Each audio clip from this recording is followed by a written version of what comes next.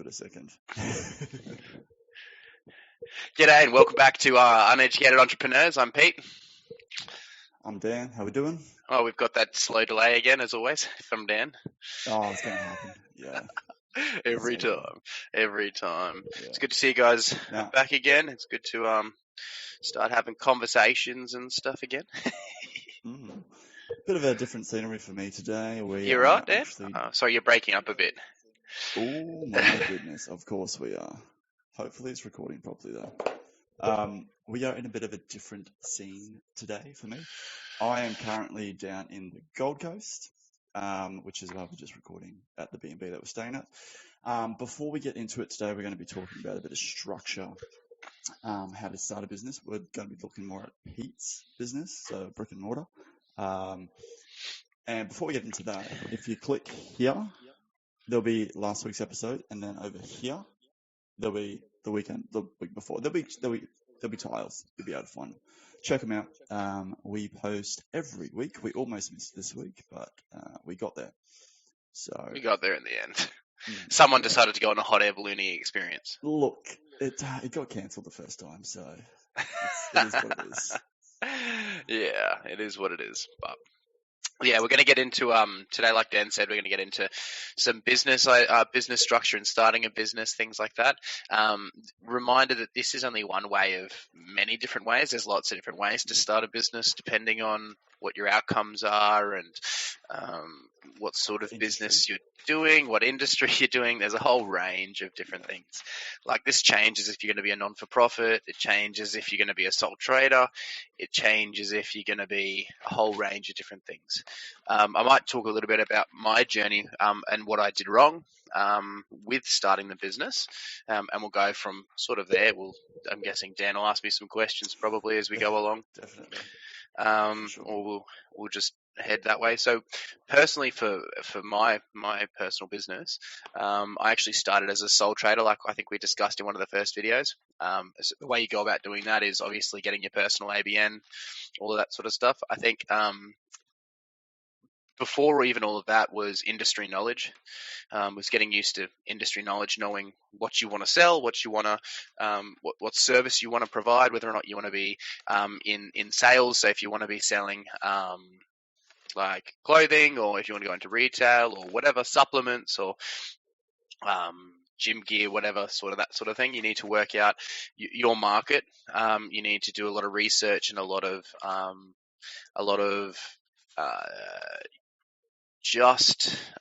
you just have to do a ton of research into your specific industry, which can be pretty daunting sometimes. You need to know your competitors. You need to know your specific clientele that you want to aim for, because you can be too broad or you can be too narrow. Making sure that you're very clear on that. This all comes down to personally what I would have done if I went back and started my business again, was started with a business plan. Was started developing a business plan, started writing a business plan. It just had all the information. I think though, an issue with that is you can get stuck on just the business plan and not actually taking the steps. So my business, I started as a sole trader support worker in the disability sector. So I've had a lot of experience in the disability sector. I myself have autism, so I knew a lot about disabilities themselves, and I knew what people with disabilities wanted and with what sort of support they wanted provided, all of that sort of thing. So I actually started as a sole trader. So I went and got myself an ABN, went and made sure I've got all my insurance, because that is massive. So if you're ever out there, one of the first things you need to do is get insurance. Just because if something goes wrong, if something goes wrong, you're up for it. So it can be a very scary and very daunting thing. So I went out and I actually went through an insurance broker. So find yourselves, I actually can't recommend a good insurance broker enough.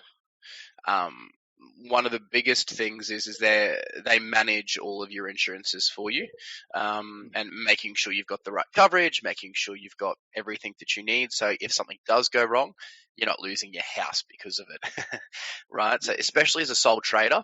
So a sole trader is a bit more difficult to separate yourself.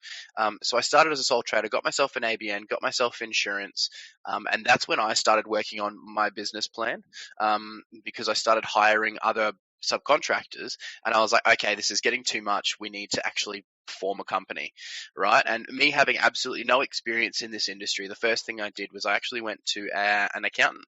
At the time, it was just an accountant that was recommended to us. I found out later that he was a shocking accountant, but I'll get into that later. He was not worth his soil or the money that we were paying for him, because accountants can be very expensive. It cost us a fair bit of money, a couple of $1,000 to be able to set up the actual company in the structure that we wanted to do it in. So, for example, our company is structured. Hang on a second. I'm just getting something up on my phone. I should have brought this up before we started this. That's all good. Whilst you're doing that, you're talking about research. What sort of research? Yes. You can answer this momentarily. What sort of research were you doing? Obviously, you were in the industry, but what sort Yes. of research were you doing? So I was looking at number one. I was looking at how much there was in our particular industry. So ours is the disability sector. So I was looking at what the market was looking at, like what services were already being provided. I was talking with psychologists. I was talking with what they call support coordinators. They're the people that actually give you new clients and things like that. I was talking with a lot of different people to find out, and I was talking with people with disabilities to find out what they wanted, and having a very people first approach. Like that is the biggest thing in our business, is that people first approach, is actually just going up and going, hey, what's going on?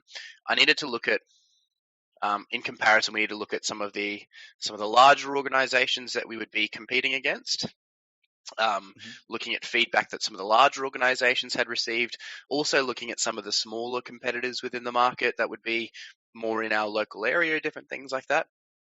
Looking at what they're providing and looking at finding a niche point, looking at finding a specific perspective or a specific service that other places weren't. And so that's where we came up with the model of, we actually bring participants, or we bring clients on board.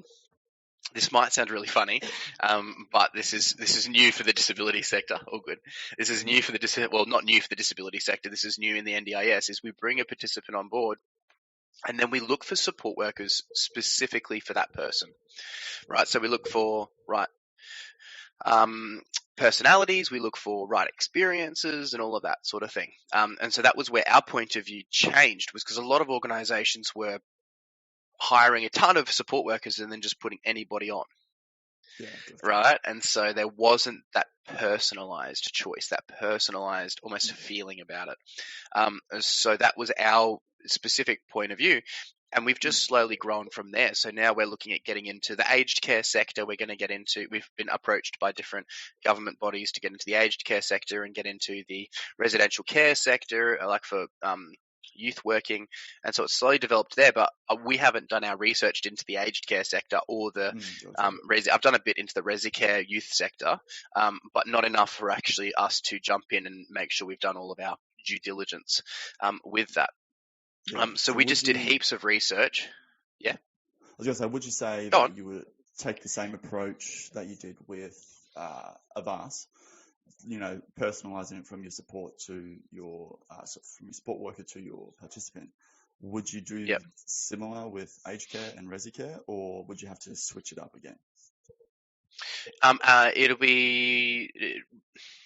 For aged care, you'll have to switch it up a bit. But for resi care, you'll have to do something very, very similar, which is looking for people with the right experiences, right qualifications, all of that sort of thing. So they're very similar industries, all three of them, but they do have distinct differences between them. Like, for example, in youth working residential care, it's actually, our insurance is going to go through the roof because it's a higher risk than what we're doing currently. So we have to account for that. We have to look at the finances of that, go, hang on, this is how much the insurance is going to cost. This is how much we're going to be paying in excess all the time, because they might destroy vehicles, they might destroy houses, they might destroy a whole range of different things. and we need to be aware of that financially wise. And I guess also when it comes to that, because it's a different government body that looks after those two other sectors. It's then making sure we have governance for all of that too, and all of our policies and procedures that align with that that government body, which is different. Yeah, that government sector, which is different from our government sector right now. Gotcha. So there's obviously a ton involved, and it's research. Honestly, is one of your biggest things, but don't let research not make you take the step. Yeah, So I was working. Yeah. No, you go. No, you go. A delay. I was going to say, well, that's very much the same with like online business. We're not going to go into mine because we'll do that next week or the week after. People get so caught up on like a logo. They will spend weeks and weeks on a logo when really, when it comes to it, it just doesn't matter. Like it's a little bit less important than a business plan, but it's kind of the same. It's like you don't want to spend too much time on something that's not going to make you money. Here's the thing: we as an organisation, we had a logo, we had everything designed, we even did our own website. But now, as we've grown, we've rebranded. Like you can always rebrand when you. Hi, Heather. We can always Yes. Oh. You can always. That's all good. Well, you can always rebrand later on once you're a bigger organization with more income, with more revenue, with more all of that sort of stuff to create a better image. Because when you're small, it's all word of mouth. And as you begin to grow larger and larger and larger, it becomes more about they'll see you on advertising, and then that's when advertising and all that sort of stuff becomes a bigger thing. Yeah. Anyway, let's get back to starting a business. So in my business, I started as a sole trader, and then we created a company. And the best way to do it is if you don't know, to get professionals that do know in your world. Right, so we went and spoke with an accountant because I didn't have any business experience. We went and spoke with an accountant. We said, "Hey, we want to start this business. We've already got people lined up, participants. I already had clients lined up, right? So I'd already pre-planned everything. We'd written a business plan. I'm like, we need to start this thing." And so we then talked about structure and how we wanted it structured. He asked if we wanted like a board of directors, whether or not we wanted to go down the non-for-profit route or the for-profit route. So you can chat about both of those things and you talk about it with these professionals, whether or not that's your accountant. I found the accountant to be a good source to go to initially. And then you can build on that by going to a solicitor in the future, right? So I went to the accountant and we designed it as in, we personally started a trust, a family trust, in which we then put all of the company shares into that trust. Right, and then we made my wife is the trustee, and I'm the appointer of that trust, right? And so the reason you do that is so that you've got that level of barrier between yourself and people trying to say sue you or go for different things. It helps create an extra wall of protection because it's actually the trust. So the trust owns all the company shares. Right. So that's the way we've done it. We can actually, you can have it in your name, but the risk is higher if it's directly in your name. So if, say, someone was to go to sue you because, say, one of your staff members did something wrong and somebody got hurt, they can try and take your house or take your cars or all of your assets that you personally have because the business is linked to you directly. Right, and so that's the way we've set it up that way. And so then all of the money technically within the organization is owned by the trust. And so then you can look at in the future dividends and all of that sort of stuff, and then salary packaging for you as a business owner and all of that sort of thing. And that's all stuff that you can discuss with a really good accountant. But the hardest thing is finding a good accountant. You can talk with a lawyer as well. My suggestion is to try and avoid speaking too much with solicitors because they're very, very expensive. Especially if you're just starting. You don't want to be blowing all of your money just on a lawyer. Yeah, and they charge I think it's some of them charge by like 5-minute increments now. So if you have a 5-minute phone call, they'll charge for that 5-minute phone call. If you have, so it's full on, man, and they can charge a lot. So it can be very, very expensive. Whereas if you find a good accountant, a lot of accountants that I've worked with personally within just a short period of having our business, we've worked with 3 different accountants.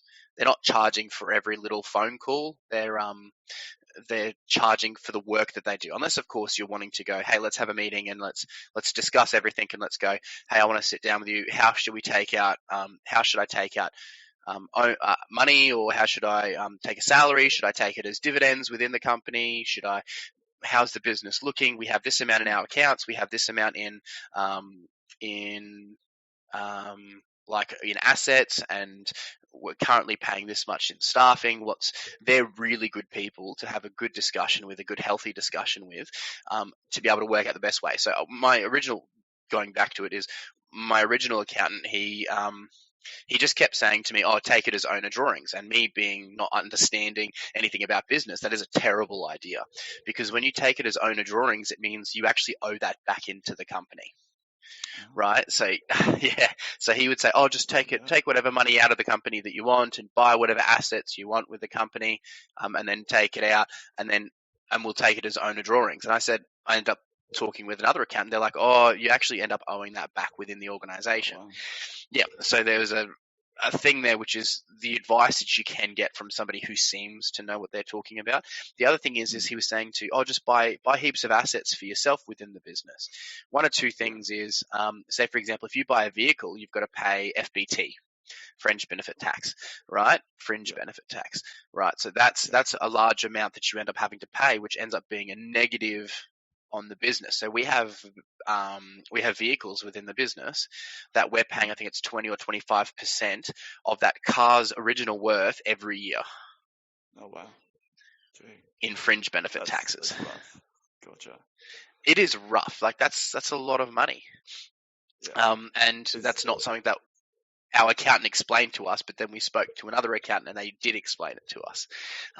So it's very, very, very important to make sure you've got the right people around you. We also, in the very beginning, I made a lot of mistakes with hiring of staff and starting stuff. So that was the development of the business was, right, is do your study, build a business plan, right? Because in a business plan, you can just find them. You can find them in lots of different places. Like you can find a basic business plan, I think, on the Commonwealth Bank website, right? Where you can, they're everywhere. There's business plans, and it's almost like they ask you the questions and you just answer those questions. So it talks about what are some of the competitors within the market? How much are you going to need? How much are you planning on making in the next 5 years? And that's the other thing is you may have to register for GST. We're fortunate as our organisation that we don't have to register for GST because, it's awesome. Okay. Because the government sets how much we can charge per hour. Right. There is no GST involved with that, so it's GST-free income. Gee. Yes. So for those that don't know, GST is good service tax. It's usually 10% if you earn over 70. If you're a sole trader, if you earn over 75 grand, yeah. Yep. Actually, I think it's the same as a business. Yeah, probably is. Yes. So it'll be earning over 70. See, the issue was in our first year we earned over 200,000. Right. So it's a bit more than 75. Yes. And then we've had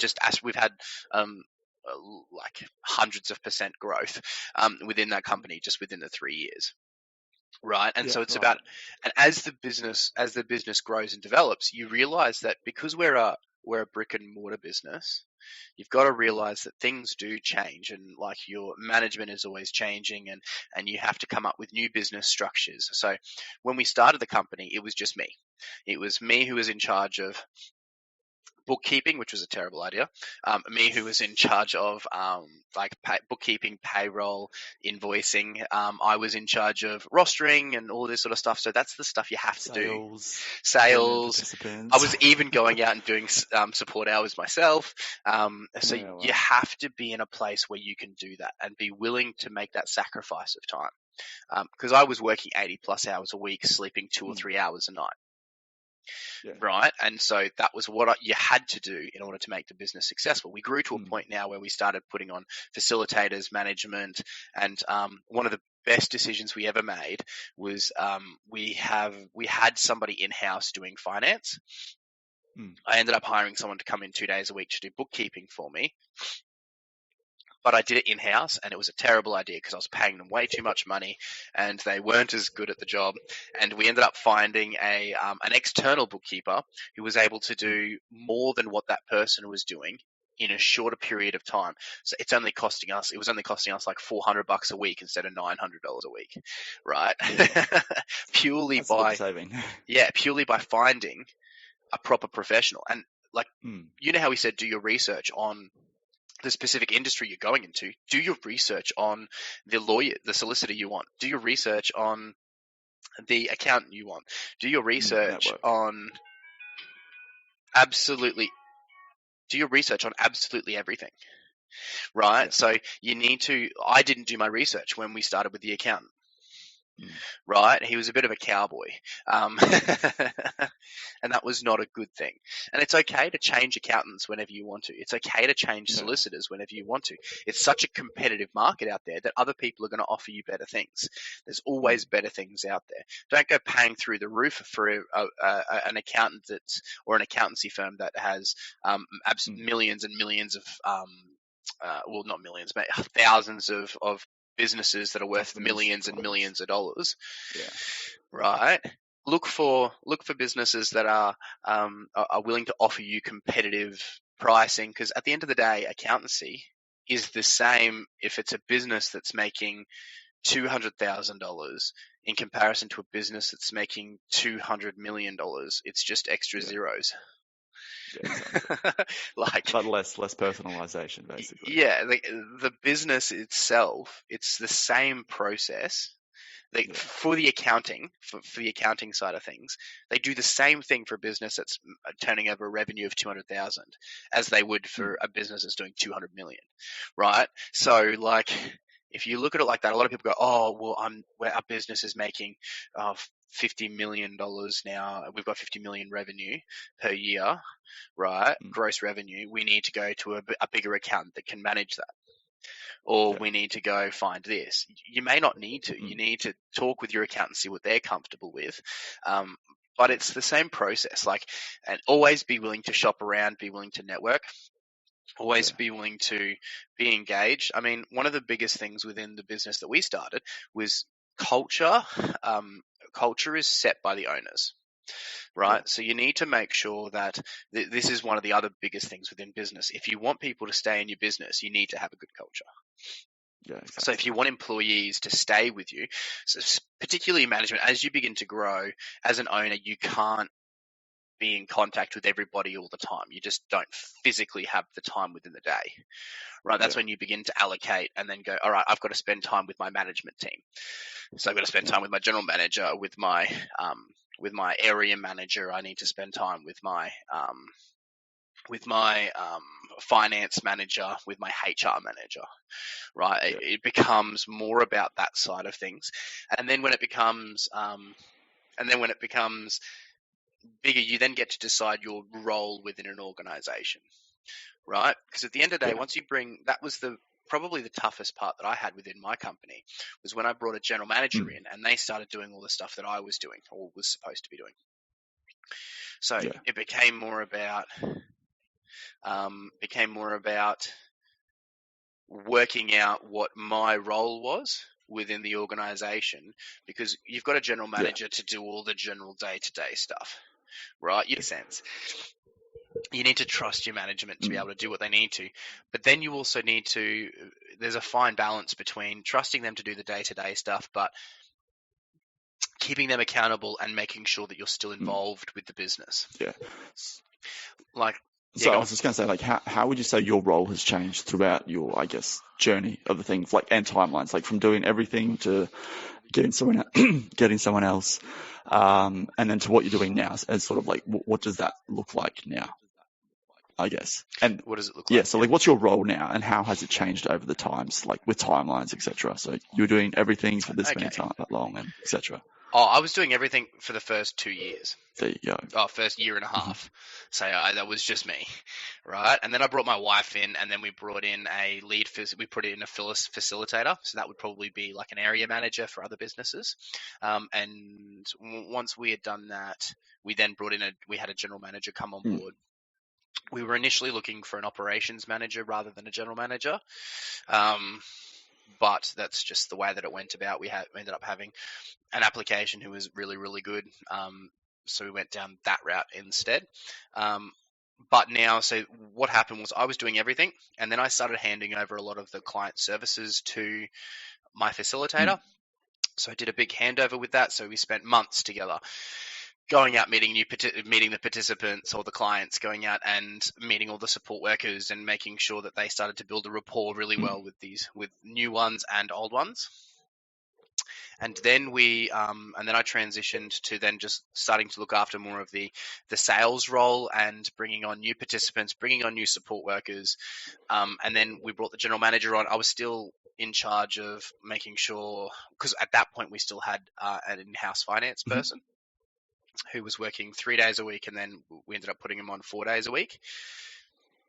So I was overseeing that, making sure that receivables and payables were all up to date, making sure that profit loss statements were being done properly, and I was able to get all of that information to me, being the business owner. And then I was also managing crisis. Yeah. Right. And so now I've got a general manager. I've stepped back from the crisis. I've stepped back from the day-to-day running of things. I'm going to change. And then it sort of has shifted again, whereas now I'm oversight and direction of the company and direction of the organization. Yeah. Right. So now I look at the bigger picture of things and I go, okay, this is the way we want to go. This is making sure that everybody's on the right path. We've got to try and reset culture maybe sometimes, or keep an eye on culture. We've got to keep healthy work-life balances. I've got to make sure that the finances are making sense, that we're not blowing budget all the time, and that we've got reserves, cash reserves, because cash is good, right? Having cash within the organization is good. So always, a big tip is always have a cash reserve just in case. You just never know when things come up and you're in an emergency situation. For example, we had a car accident, or I had a car accident, and one of the company cars got written off, right? But we were required to have a company car. And so because we had the cash and reserves, I just went out and bought a new car. Yeah. Right. So being able, for emergency circumstances, to be able to do that, because the insurance was going to take a little bit of time, obviously, to get, the car was a complete write-off. Yeah. Not my fault. No. A piece of steel fell off the back of a truck and smashed into the car. It's gonna mess up a car, definitely. Yes. So yeah, that was what we did. I mean, and so cash is really, really, really, really important. Which is a bit different to what you would sort of think from a personal finance kind of thing. You want that emergency, but it's going to be a lot more for the business versus what you need for your emergency fund. So it is a bit of a different look business-wise compared to personal. Definitely. Yes. I think one of the big things actually I did miss in the early stages was I actually brought a company on early on to do all my HR and policies and procedures. So that's a big, big step. Never miss that step when you're starting a company, because when you've got to have employees being able to follow policies and procedures, and that's where your legal barrier is. So we got a company on board that they do all of that specifically. So they come out and they meet with you, and you go through policies, procedures, and they help you write up all those policies and procedures to make sure. Well, actually, in the beginning, I wrote up all my own policies and procedures, and they were okay, and they covered me because I didn't have the outlay that you do now to get a company in to do it. And now we've got a company in to do it, and we just sort of like wiped all the stuff that I had done, which was all just really, really basic. Yeah. And then brought in a company that now we have like employee handbooks, and you have behavior management. You have all of that sort of thing. Yeah, gotcha. Which is different because, I mean, like say for example, if you're going into the food sector, into the that sort of, if you're going to create a bakery or something like Yeah. that, you need to make sure you've got all the licenses that you need. Yeah. And on that, there's Right. about 4 different licenses when it comes to hospitality. I know a little bit about that, but there's Yeah. 20 different licenses for essentially the same thing. Yeah, and you need to make sure you've got all those licenses current. So that's where, like I'm saying, is it all depends on your industry. For us, it was actually a very simple business to start, but it's a very hard business to grow. Yeah, gotcha. Because maintaining culture, maintaining a high standard, all of that sort of stuff. If I was to start a bakery, once you've got everything set, yes, you still have to have that standard, but it's easier to maintain a standard when it's small rather than when it's large. Yeah, gotcha. Right, so we made sure that we had all of our policies, procedures in place. We spoke with lawyers to make sure we were covered for everything. We have an insurance agent to make sure our business was properly covered for public liability, professional indemnity. If you're going to be a sole trader, make sure you get public liability and professional indemnity just straight off the bat. It's not much, it's like $150, $200 for the year, right? And it covers you for a lot of money. Yeah. So we did all that, and then we made sure we spoke with an accountant to make sure we got the business structure right that we wanted, which was how we set up the business itself. We still register for GST, because like in the future we may have other businesses, other branches that take money in from other sources, right? So the biggest thing I can say is in the beginning, you do a lot yourself and it's going to be dodgy. That's okay because everybody learns. But your biggest key would be to talk to an accountant as soon as you decide you're going to start a business. Go chat with an accountant, make that step. Go, this is what I want to do. And yes, it'll cost you a couple of grand and you've got to have that finances ready to go, right? But they're going to set your business up for you. You tell them how you want it set up, set your business up for you. You've done your research. You've gone, oh, hey, look, I've got this business plan. This is what I want to, this is what I want to do. This is how I want to achieve it. Yeah. These are the competitors. Go see an accountant, set the business actually up itself. Register for GST, even if you don't have to pay GST yet, because you might not earn the amount that you need. This is for a company, mind you, not a sole trader. Don't bother doing this for a sole trader. No. I'll get into that later. I've been a sole trader, and all I did was got an ABN, got insurance, and I just started working. That's a whole different ball game. Put your tax aside for yourself. Make sure you put the right amount of tax. There's apps for that as well. You can just type it in your phone and it tells you exactly how much tax you should put aside for that. Exactly. Right. But this is specifically when you're starting a company in an organization. If you're going to start a brick and mortar one, we also had to find an office. So that actually entailed my wife and I buying a house, looking for a house. We were renting at the time, looking for a house that had a space for an office. Yeah. Right. So to be able to run from within the office. When we started our business, I was in a rental property that didn't have reception. Yeah. Right. So I had 8 employees with no reception. Good, right? Right. So you can do it. You can start it, but you don't need the best of everything. No. Right. You just need to start. Yeah. Exactly. Right. And so I can write a business plan. I'd done research over the past 10 years that I'd been in the industry. Or well, at that time, like 6 years that I'd been in the industry. Done my research, started my business plan, because at the end of the day, if you don't have a business plan, you don't have a goal. Yeah. Exactly. Right, you're just starting something for the sake of starting something. There's no direction. There's no, this is what we want to achieve. This is how far we want to develop this. This is what our plan is, what our goal is. And if you don't have that, you're lost. You're just going to go around and around in circles. So develop that, and then once we'd started that, after we'd spoken with the accountant, that's when we brought on, after I'd done all the policies and procedures myself, a couple of months after we started making revenue, I got rid of all that and brought in people to do it all properly. Yeah. Insurance broker. We got a lawyer, and then we just chatted with the lawyer and just go, hey, we just want to engage with you. We're not sure if we're going to need you just yet, but just have them on the side ready to go. Start research on a good solicitor. A lot of times your accountant will be able to direct you in the right direction of a good solicitor that they work with or that they've worked with in the past. Yeah.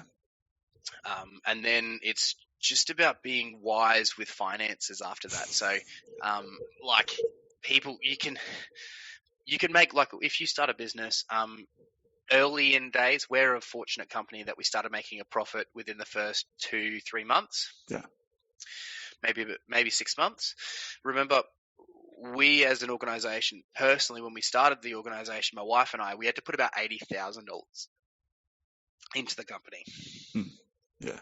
Right. So that entailed enough money for wages, just in case there wasn't enough pay going into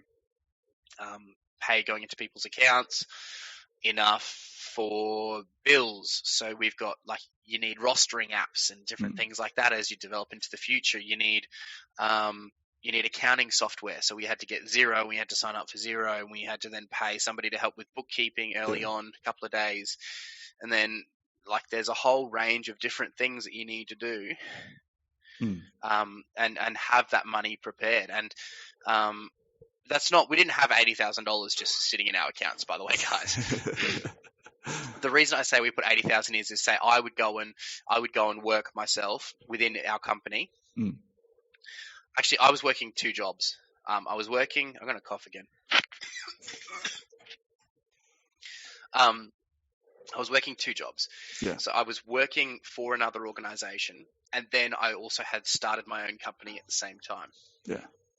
Right. So all the money that I got from the other organization and all the money that I'd earned, because I'd go out and support myself in my own company, which was making money for the company, all went straight back into the company. So I didn't take any income. Right. And so that was going straight back in so that I could pay my staff. Yeah. Right. Which is important. So you want to be very, paying your staff. Don't shortchange them. Remember, though, as well, business first 5 years is the most difficult time in any business. Definitely. Right? Most businesses don't last past 5 years. Right? And there's a whole range of reasons for why that is the case. But a pretty major one is finances. Yeah. Because most businesses don't make money in the first 5 years. Exactly. Right? And you've got to just be willing to stick it out. Yeah. You've got to be willing to make sacrifices. I just want to quickly check something. I've written stuff down, so just making sure I've covered everything that I want to. Yeah. I was going to say, we're probably going to have to wrap it up soon. Because you need to head off and I've got to head off. Yeah, probably I do. I've covered, I think, most of the stuff that I wanted to cover within actually setting up the business. So if I start that again, so the key steps are when you start a company is research. So do your research first, start your business plan, have it all prepared. So write down just a basic, Google a business plan, find one online. It doesn't matter if it's great, because I guarantee you in 6 months' time after you've started the business, you're going to change it. Definitely. Right? Because you go, I understand it a bit better now, right? Yeah. So first thing is start the business, start the business plan, right? Start your research, do your business plan. Second thing is go find an accountant. Do your research into a good accountant. Talk to them, help them, get them to help you set up your business, the structure. Talk to them about how you want the structure, whether or not you want to set up as a non-for-profit, whether or not you want to set it up as a for-profit.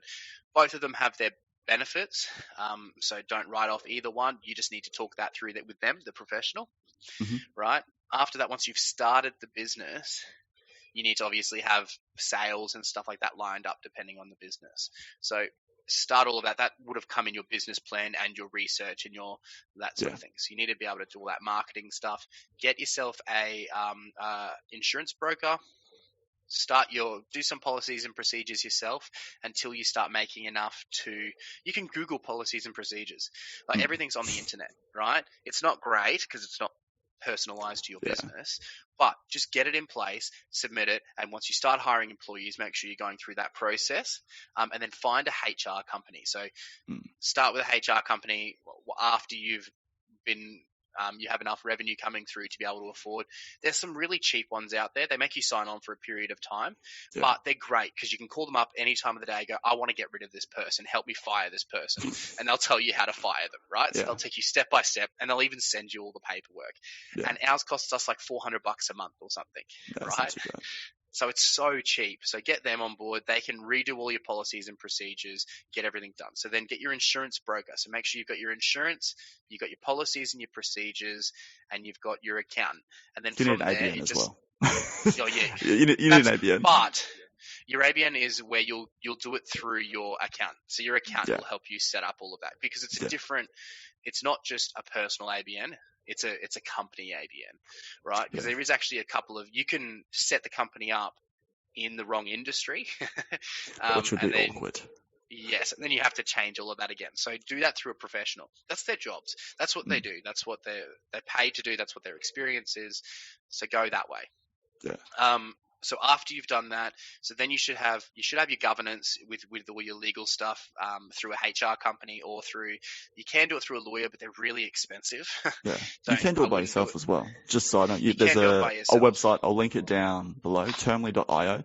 It literally goes through step by step, like what your business is, etc., your fields, and then it gives you a copy of it, and you can literally just put it in your paperwork or on your website. Definitely. Yes, so do that. You can do that too. So that's what I said. Everything is on the internet. You can find things. I found all of our contracts and everything like that. I did all that myself in the first 6 months, and then I brought in a company to do it for us, so that we didn't have to. And if there was any issues, they could handle it themselves, right? So do it yourself. Do your policies, procedures, all of that sort of stuff yourself. Just try and cover as much as you can. Insurance is huge. Just get the right insurance for your specific industry. You can do that yourself as well, but I found that if you go through an insurance broker, they can get it cheaper for you. Yeah. And they manage the insurance for you yourself. So if you have a car accident, you call them up and go, hey, my car's written off. They're like, okay, cool, we'll start the claim. And they'll do the claim for you. Yeah. And they'll push for you to get all of that. Yeah. Right? And then, so business plan, see an accountant. And once you've seen the accountant, you've actually pretty much started your business from that point there. See an accountant and get insurance. So don't start without getting insurance and your policies and procedures. Yeah, especially if you're dealing with other people. Yes, you can have a business set up. So we set our business up early in June, right? But we didn't start trading until July.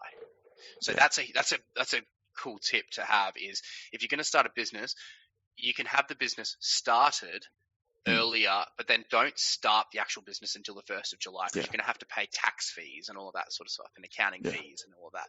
So don't start trading until later. Nice little tax hack right there. Yeah, because we were going to do it, and then we thought about it. We're like, hang on a second, does that mean we have to pay you to do taxes for He goes, yes.